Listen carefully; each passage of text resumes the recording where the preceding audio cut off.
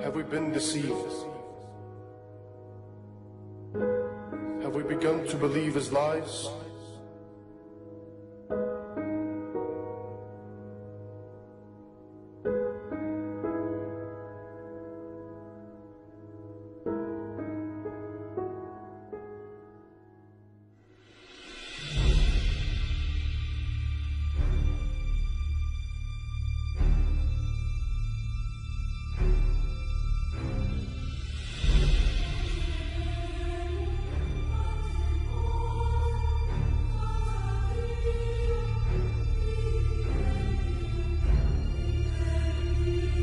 Have we accepted his definition of happiness, success, truth?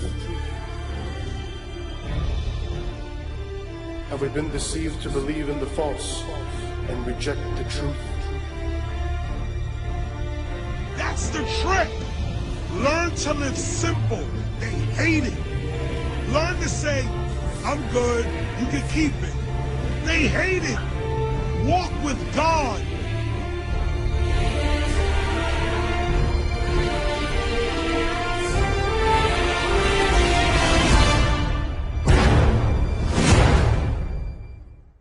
We need to go to the top or to the bottom. We need to go to where the real architecture of government is. And it's not in a president. It's in a global scheme to make the 99% work for the 1%. And the 99% are going along with it because they're tempting you with everything you want. In rap, a rapper named T.I. put a record out. He said, you can have whatever you like. Americans love that. You can have whatever you like.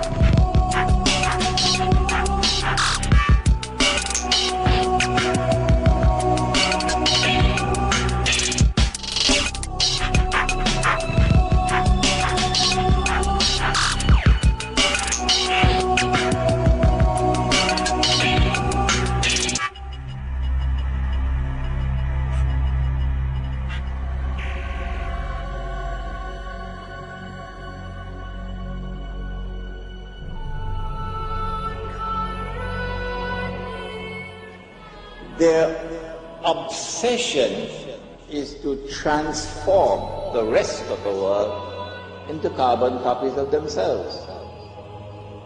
And in order to further this process of transformation of mankind into carbon copies of themselves, they bring to the world something called globalization. So the whole world becomes connected. The whole world becomes interconnected. And as the world becomes interconnected, television is used as the master instrument for brainwashing the rest of mankind and causing mankind to become copycats of the West.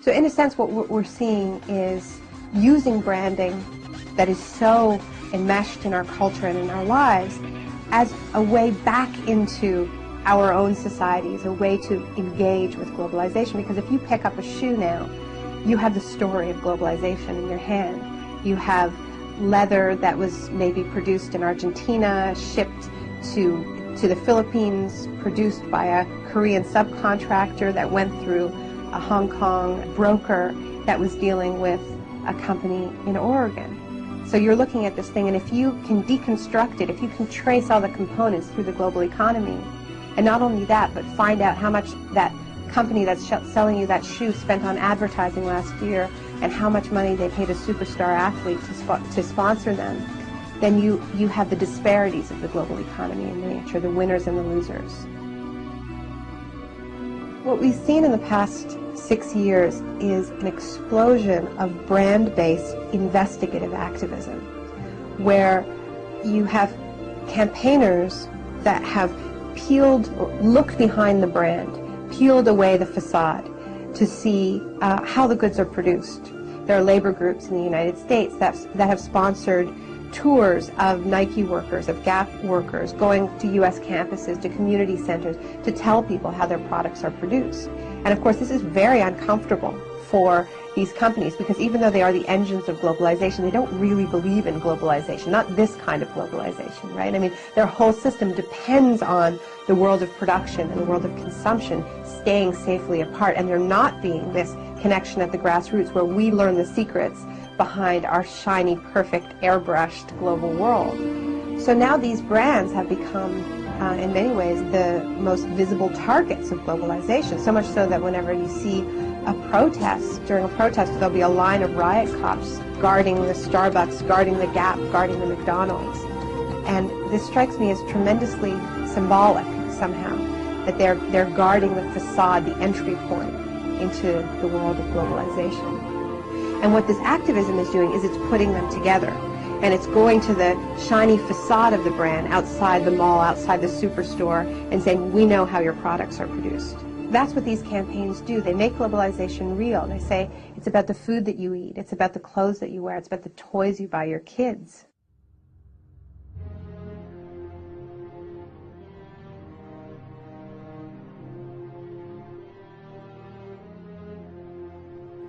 Globalization is a system that ties in industries from around the world to be working for the same business interests. A machine, globally fulfilling the needs of the few, teaching you that humanity will perish without it.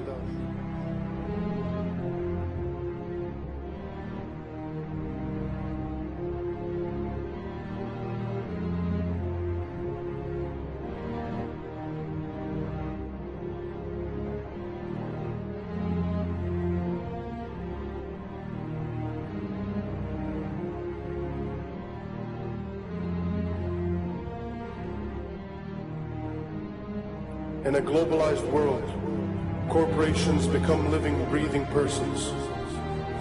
A modern-day slave master.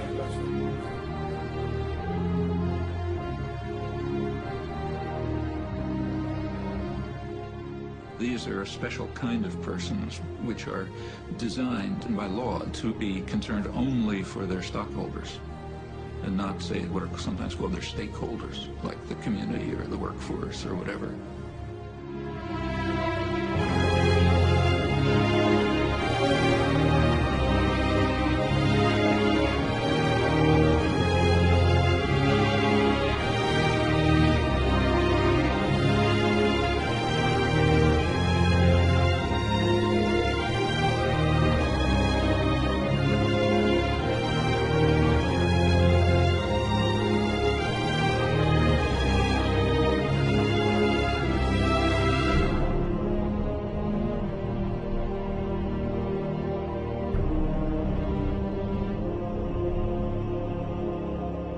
We are deceived into believing that without this system, we won't survive. But in fact, the system won't survive without our support. Just like a beehive, it needs its drones. People who will never ask questions. People who will never step out of line. Who will begin to need the prison they are in. Depend on it. Love it.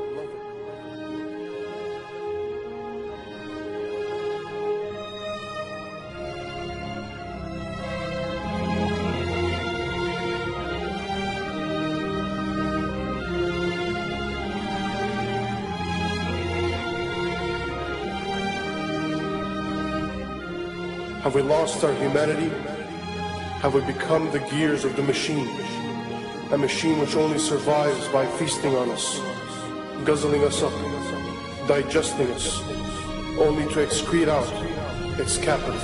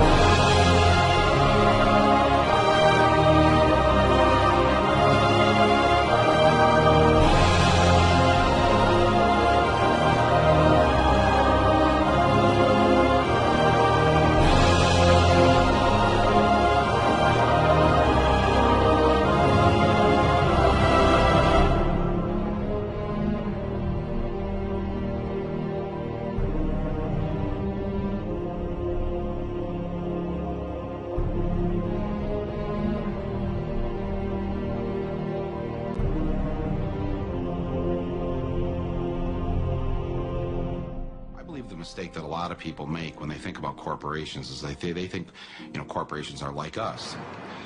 General Electric is a kind old man with lots of stories. Nike. Young. Energetic. Microsoft. Aggressive. McDonald's. Young. Outgoing. Monsanto. Immaculately dressed. Disney. Goofy. The Body Shop. Deceptive. They think they have feelings, they have politics, they have belief systems. They really only have one thing, the bottom line. How to make as much money as they can in any given quarter. That's it. Of course they make a profit, and it's a good thing.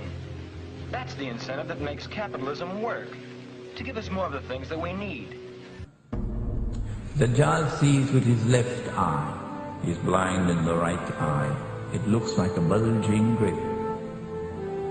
But your Lord is not one eye. We have people who are waiting for a one-eyed man. It wasn't Nelson, Lord Nelson.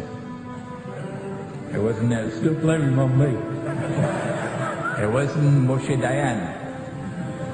Moshe Dayan was a great general. Because they interpret it literally. We on this side of the fence, in Islam, who recognize this as religious symbolism, we say no, this is an epistemological problem. The left eye symbolizes external sight and therefore knowledge externally acquired. The blind right eye symbolizes internal blindness, and therefore an incapacity to receive knowledge internally.